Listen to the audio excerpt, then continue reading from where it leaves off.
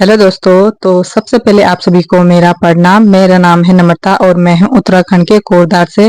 तो आज है 5 सितंबर। तो 5 सितंबर के दिन शिक्षक दिवस मनाया जाता है। तो आप सभी को शिक्षक दिवस की ढेर सारी शुभकामनाएं। और जो भी मेरे मैडम लोग इस वीडियो को देख रहे होंगे तो मैडम जी को भी शिक्षक दिवस की ढेर सारी शुभकामनाएं। और आज जैसे हर दिन कोई ना कोई डे आता है तो आज है टीचर्स डे। तो आज मतलब शिक्षकों का दिन है। तो आज के दिन सारे बच्चे ना अपने टीचरों को कुछ ना कुछ उपहार में देते हैं और उनके लिए स्पेशल डांस वगैरह प्रोग्राम वगैरह रखते हैं। और हमारे टाइम पे भी ना ऐसे होता था। तो हम क्लास के बच्चे मतलब सारे मैडम को पेन वगैरह और पेन कुछ भी चीज मतलब गिफ्ट में देते थे। तो आज के दिन ना हम जैसे जैसे हम छोटे बच्चे हम 6-7 में रहते थे तो बड़े बच्चे ना हमको पढ़ाने के लिए आते थे 9-10 वाले। तो मैडम ना सभी बच्चों को ऐसे मतलब बांट देती थी कि इस टाइम पे ये जाएंगे और उनको पढ़ाते थे। तो जितना भी होता है इससे ना हमारा भी मतलब उनका बड़ों का भी मनोबल बढ़ता है। उनको भी मतलब उस टीचर वाली फीलिंग आती है क्योंकि अब जब हम किसी को ट्यूशन देते हैं या तो उस टाइम भी ना अच्छा लगता है, तभी तो बच्चे सीखते हैं। तो जब हम भी 9-10 में चले गए थे तो फिर हमारे पे भी हमने भी एक दो मतलब क्लासों में गए थे पढ़ाने के लिए।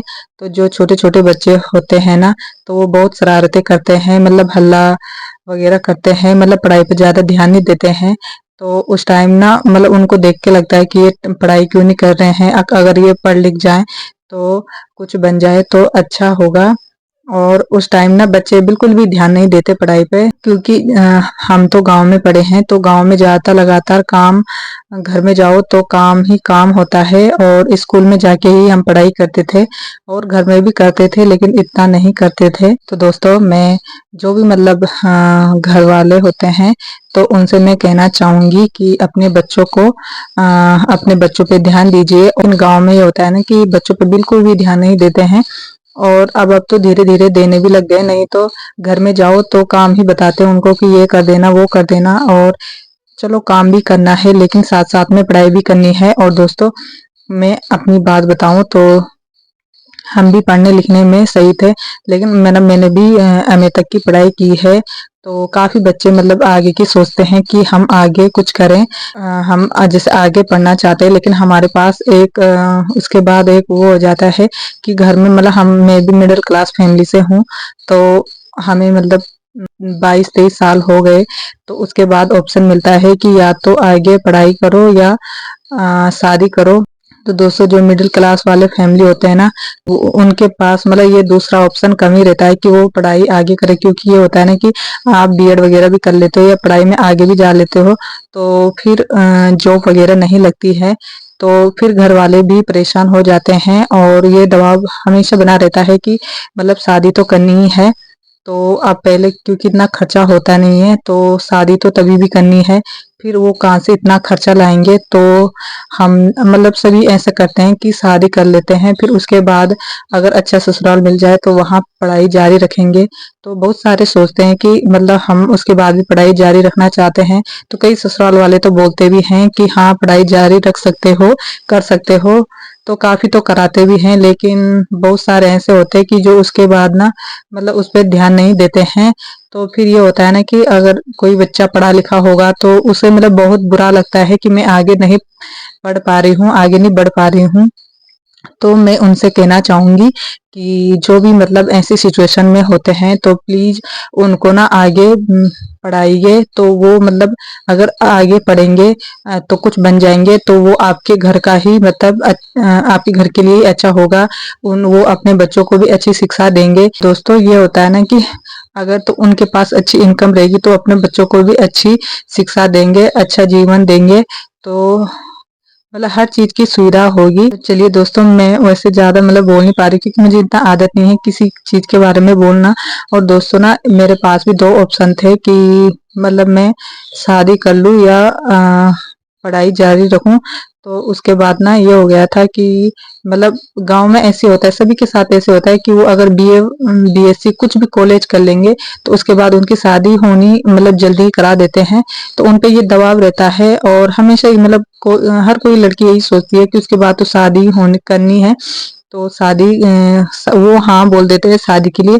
तो मेरे हिसाब से तो मतलब उनको अगर कोई भी बच्चा मतलब अगर आगे पढ़ना चाहता है तो वो जरूर आगे पढ़े। और फिलहाल अगर 2-4 साल अगर रुक भी जाए तो क्या फर्क पड़ेगा, मतलब खैर मिडिल क्लास वालों के लिए तो ये बहुत ही मतलब वैसा फैसला है।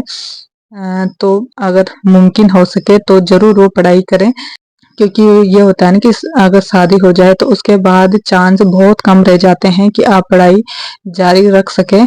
और फिर उसके बाद ना इच्छाएं भी धीरे धीरे खत्म होने लगती हैं, क्योंकि आप पे बहुत सारी जिम्मेदारियां आ जाती है घर में। हर कोई मतलब उसके बाद जैसे घर वाले होते हैं तो वो मतलब इतना ध्यान नहीं रख पाते हैं, क्योंकि ससुराल में होता ही है सब कुछ काम वगैरह करना।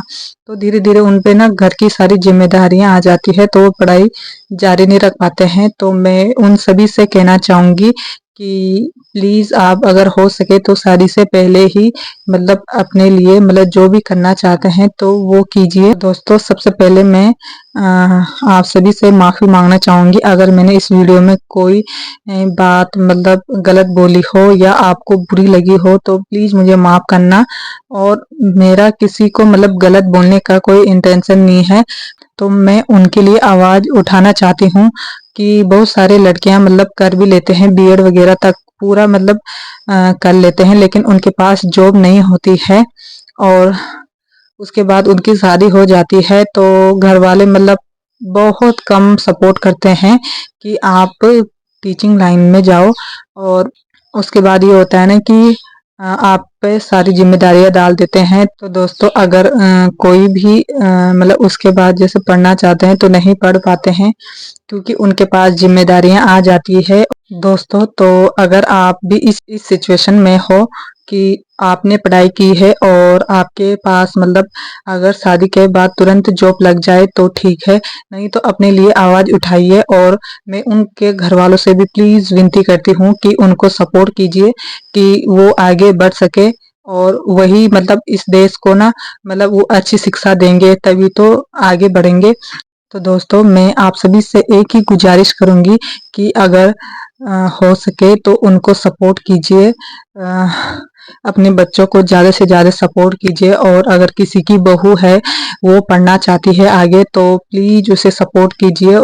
वो एक टाइम पे अभी तो कर सकती है, लेकिन अगर वो 4-5 साल रुक गई ना बीच में तो उसके बाद वो आगे नहीं पढ़ पाएगी, क्योंकि उसके बाद होता ही है मन भी वैसा हो जाता है कि नहीं पढ़ना, अभी तक नहीं किया तो अब आगे क्या हो जाएगा।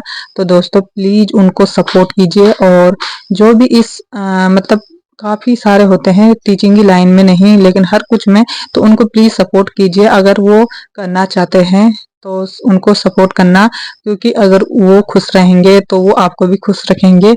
और मैं अपनी ही बात नहीं कर रही हूँ, मेरे सामने बहुत सारी मतलब हमारे गांव के बच्चे भी हैं जो आगे पढ़ना चाहते हैं लेकिन उनके पास इतने पैसे नहीं होते हैं कि वो आगे पढ़ पाए।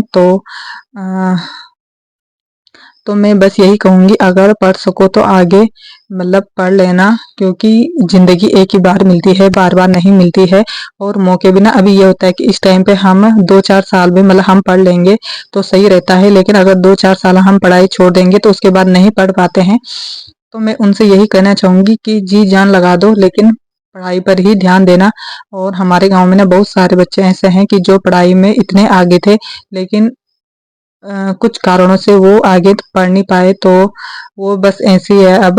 और काफी सारे ना मतलब ये सोचते हैं कि हमारी शादी हो जाए एक अच्छे घर में तो हम वहीं से पढ़ाई कर लेंगे आगे, लेकिन वो नहीं कर पाते हैं। तो मैं उनसे मतलब उनके घर वालों से प्लीज बोलना चाहूंगी कि अगर आप जितना खर्चा शादी पे करेंगे तो उतना उतना खर्चा उनकी पढ़ाई पे कर लीजिए। अगर वो बन जाएंगे तो वो अपने आप ही शादी के लायक हो जाएंगे, मतलब कि वो अपना कमा के इतना कमा लेंगे कि शादी का पूरा खर्चा वो अपने आप उठा सकते हैं। तो बस मैं यही कहना चाहूंगी कि प्लीज उनको सपोर्ट करना। तो चलिए दोस्तों, इस वीडियो को यहीं पे ख़त्म करते हैं। और अगर आपको ये वीडियो अच्छी लगी हो तो अपने दोस्तों के साथ ज़्यादा से ज़्यादा शेयर करना। और अगर मेरी बात कोई भी बात बुरी लगी हो तो दोस्तों प्लीज़ मुझे माफ़ करना। और तो चलिए दोस्तों, इसी के साथ बाय बाय।